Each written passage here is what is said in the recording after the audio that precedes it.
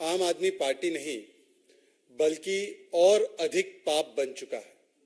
और जब भी ये भ्रष्टाचार का पाप करते हैं तब इनका एक ही नारा होता है। इनका नारा एक ही होता है कि करेंगे हम मिलकर भ्रष्टाचार, बनाएंगे इसको अपना जनसिद्ध अधिकार। कोई एजेंसी या कोर्ट हमें पकड़े तो मातम मनाते हुए चिल्लाएंगे अत्याचार अत्याचार और खेलेंगे बड़ा विक्टिमहुड कार्ड। और ये स्टैंडर्ड ऑपरेटिंग प्रोसीजर बन चुका है और अधिक पाप एएपी का। आज सवाल ये बनता है कि जो लोग अन्ना हजारे के शिष्य बनकर राजनीति में आए थे उनका ऐसा सियासी धर्मांतरण हुआ है और होना भी है। आजकल तो लालू प्रसाद यादव जी के शागिर्द बने घूमते हैं।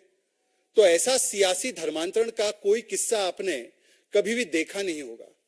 एक समय था कि बिना कोई सबूत, बिना कोई कोर्ट के आदेश ये 14-14, 15-15 लोगों की लिस्ट लेकर घूमते थे। लालू जी करप्ट है, सोनिया जी करप्ट है, सोनिया जी को गिरफ्तार किया जाना चाहिए, राहुल गांधी करप्ट है, फलाना करप्ट है, ढिमकाना करप्ट है, मुलायम सिंह यादव जी करप्ट है।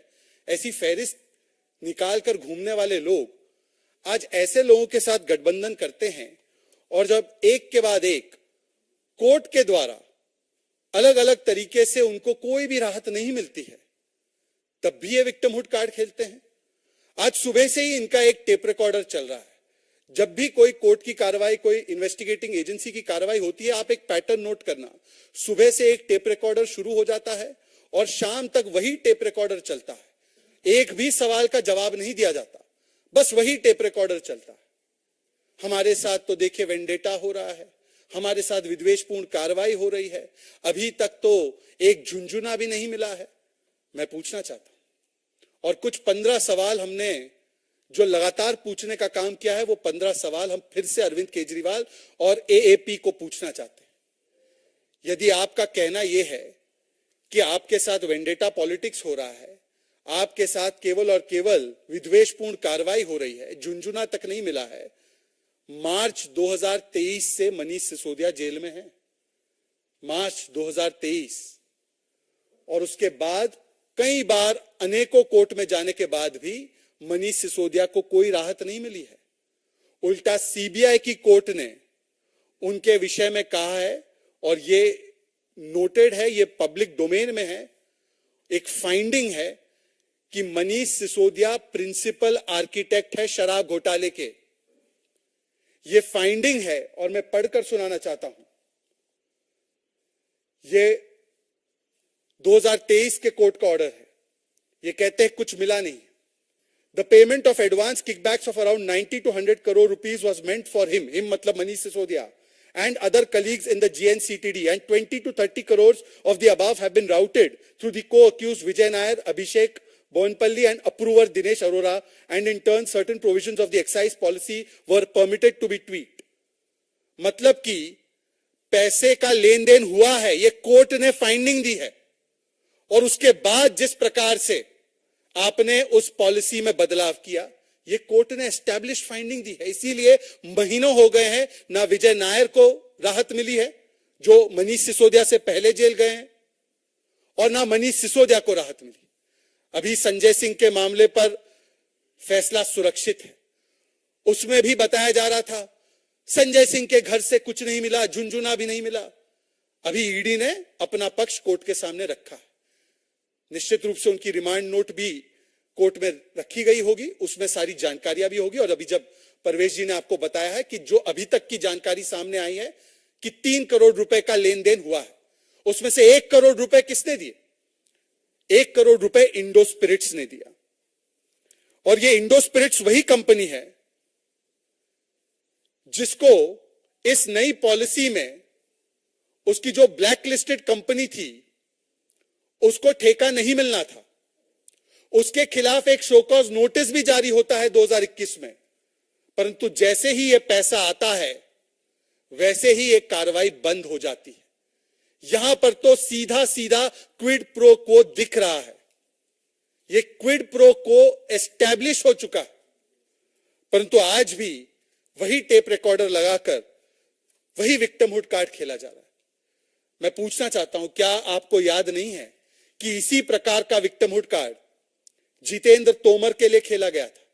यही अरविंद केजरीवाल बड़े इनोसेंटली आकर खड़े हो गए थे और कहने लगे, ये जितेंद्र तोमर की तो मैंने डिग्री चेक कर ली है जी, ये सारा मीडिया का जो एक पूरा तंत्र है उनके पीछे लगा हुआ है जी, अगर ये भ्रष्ट है तो ये इन्होंने गलती की है तो इनसे मैं इसकी जिम्मेदारी लूंगा। इसके बाद क्या हुआ जितेंद्र तोमर का? यही गारंटी कार्ड उन्होंने दिया था ताहिर हुसैन के लिए, और संजय सिंह ने आकर प्रेस कॉन्फ्रेंस की थी, ताहिर हुसैन इनोसेंट है जी, बेचारा मुसलमान है इसलिए उसको प्रताड़ित किया जा रहा है। ये भाजपा के लोग इसी प्रकार से करते हैं। ताहिर हुसैन को कोर्ट ने आज तक राहत ही नहीं दी है, बल्कि यह भी कहा है कि अंकित शर्मा के मामले में और दिल्ली दंगों में वो की मास्टरमाइंड है। यह फाइंडिंग है कोर्ट की। यही विक्टिमहुड कार्ड मनीष सिसोदिया के लिए प्ले किया गया। आज मनीष सिसोदिया को 7 महीने से अधिक हो चुका है, कोई राहत नहीं मिली। और इसीलिए आज इस मंच से एक बार फिर से भारतीय जनता पार्टी की ओर से कुछ स्पष्ट और कुछ स्पेसिफिक सवाल जिसके जवाब आना अति महत्वपूर्ण है। कोर्ट से जो भी आता रहेगा, अब थोड़ी देर में संजय सिंह के मामले पर भी आ जाएगा फैसला सुरक्षित है, परंतु इररिस्पेक्टिव ऑफ दैट, इस शराब घोटाले को लेकर जो कुछ सवाल आज तक जिसके जवाब आए नहीं है, और इस सवाल को कई लोगों ने उठाया, परवेज जी ने भी उठाया, क्या धवन कमेटी रिपोर्ट के विरोध में जाकर आपने 2.5% से 12% कमीशन बढ़ाई ताकि ये शराब घोटालेबाजों को मुनाफा हो? क्या इसका कोई बेसिस था? हां या ना? क्या आपने धवन कमेटी की रिपोर्ट खिलाफ जाकर होलसेल जो है वो प्राइवेट सेक्टर को दिया, जिससे कि कार्टेलाइजेशन हुआ, मोनोपोलीज बनी? हां या ना? क्या आपने, जैसे मैंने बताया, ब्लैक लिस्टेड कंपनीज और मैन्युफैक्चरिंग कंपनीज को इसमें पार्टिसिपेट करने दिया जबकि सख्त मनाही थी? हां या ना? और इस ब्लैक लिस्टेड कंपनी में क्या इंडो स्पिरिट्स की खाओ गली को ठेका दिया गया था, उस पर शो कॉज जारी हुआ, उस शो कॉज पर क्या कार्रवाई आगे हुई, या जैसे ही 1 करोड़ रुपए संजय सिंह के पास पहुंचते हैं उसके बाद कार्रवाई बंद हो जाती?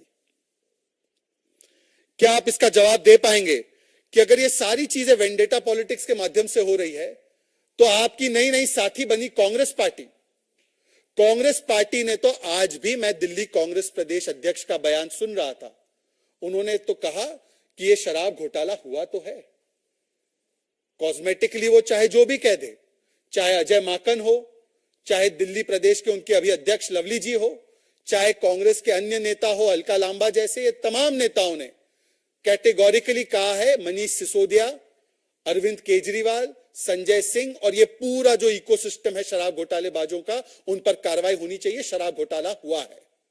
और क्या कांग्रेस ने आज इसका स्टैंड बदल दिया है? कल शाम से एक भी डिबेट पर कांग्रेस पार्टी नहीं आ पा रही है, बुलाए जाने के बाद भी। अब ये पता नहीं क्यों, उनसे पूछा जाना चाहिए। क्या कोर्ट्स भी वेंडेटा कर रहे हैं क्या? मार्च से लेकर अब तक, सितंबर अक्टूबर से विजय नायर जेल में है 2022 से, तो क्या कोर्ट्स भी वेंडेटा पॉलिटिक्स कर रही है?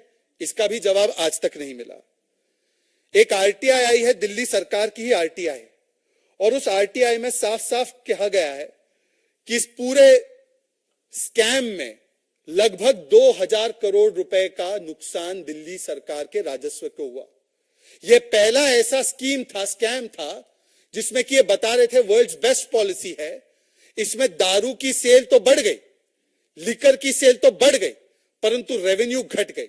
और रेवेन्यू घटने का कारण ही यही था कि आपने अपने शराब घोटालेबाजों को बड़ा मुनाफा कमाने दिया और सरकारी तिजोरी में सेंधमारी कर दी। अगर घोटाला हुआ ही नहीं अरविंद केजरीवाल जी, तो पुरानी पॉलिसी पर आज क्यों चले गए नई पॉलिसी को आपने चेंज करके? और अभी पुरानी पॉलिसी को हाल ही में एक्सटेंड भी किया गया।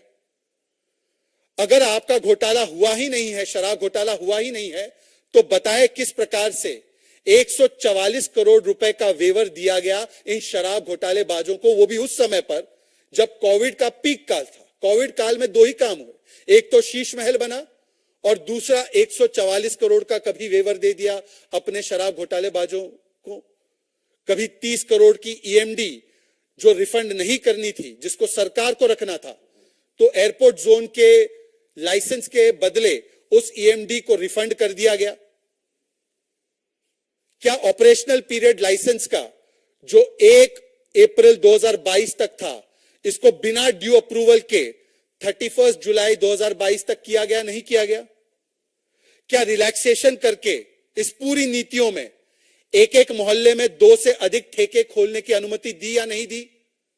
कहीं मस्जिद के पास ठेका खोल दिया, कहीं मंदिर के पास, कहीं गुरुद्वारे के पास, कहीं स्कूल के पास। अस्पताल तो कितने बने हर मोहल्ले में मुझे नहीं पता, कितनी सेवाएं दी हर मोहल्ले में नहीं पता, पर हर मोहल्ले में 2 से अधिक ठेके खोलने का काम अगर किया गया तो अरविंद केजरीवाल के द्वारा किया गया। और कौन सी पॉलिसी के तहत पूछा गया कि इसको खोलना है नहीं खोलना है? इन्होंने तो कहा था कि हम जनता से पूछकर ये निर्णय लेंगे। क्या जनता से पूछा गया था? इसके बाद सी अरविंद, जो कि सेक्रेटरी है मनीष सिसोदिया के, वो स्टेटमेंट देते हैं और ये मैजिस्ट्रेट के सामने स्टेटमेंट दिया गया है कि स्वयं अरविंद केजरीवाल के घर पर पॉलिसी को ट्वीक करके शराब घोटालेबाजों को मन मुताबिक पॉलिसी बनाकर देने का काम किया गया। ये कोई इक्का दुक्का स्टेटमेंट पर नहीं, ये कोई कल जो लोग अप्रूवर बने हैं उनके स्टेटमेंट पर नहीं, ये बहुत ही लंबा केस है जिसमें डिजिटल एविडेंस भी है, जिसमें 164 के बयान भी है, जिसमें पैसों की लेन देन भी है और जिसमें कई सारे नियम जो वायलेट हुए हैं उसका भी एक लंबा एक पूरा प्रोसेस है। किस प्रकार से जब फैसले करने की अनुमति नहीं थी तो 50 रुपए प्रति क्रेट इंपोर्टेड लिकर को डिस्काउंट दिया गया। ये सारे सवाल स्पेसिफिक सवाल है, परंतु आज तक एक भी स्पेसिफिक सवाल का शराब घोटाले को लेकर जवाब इनकी तरफ से नहीं आया, जबकि इनके मंत्री प्रेस कॉन्फ्रेंस करते हैं। इसीलिए आज मैं केवल 2-3 बातें कहकर अपनी वाणी को विराम दूंगा। यदि ये फिर से अगर कहते हैं कि ये वेंडेटा पॉलिटिक्स है, सबसे बड़ी हिपोक्रेसी आम आदमी पार्टी के मैं आपको दिखाता हूं। छत्तीसगढ़ में भी एक प्रकार का लिकर स्कैम हुआ है जिसको ईडी इन्वेस्टिगेट कर रही है। अब दोनों में कंपटीशन है, दोनों ही पार्टियां ट्विन टावर ऑफ करप्शन तो है ही, तो दोनों ट्विन टावर में करप्शन की होड़ लगी हुई है, कौन ज्यादा लूट सकता है। कांग्रेस ने जो छत्तीसगढ़ में लिकर स्कैम किया है, आम आदमी पार्टी ने उस पर बाकायदा प्रेस कॉन्फ्रेंस करते हुए कहा कि यही ईडी जो उसको इन्वेस्टिगेट कर रही है, वही ईडी जाकर भूपेश बाघेल को गिरफ्तार करे। बताइए, ईडी वहां काम करे तो चमत्कार और ईडी आप पर काम करे तो गुनहगार।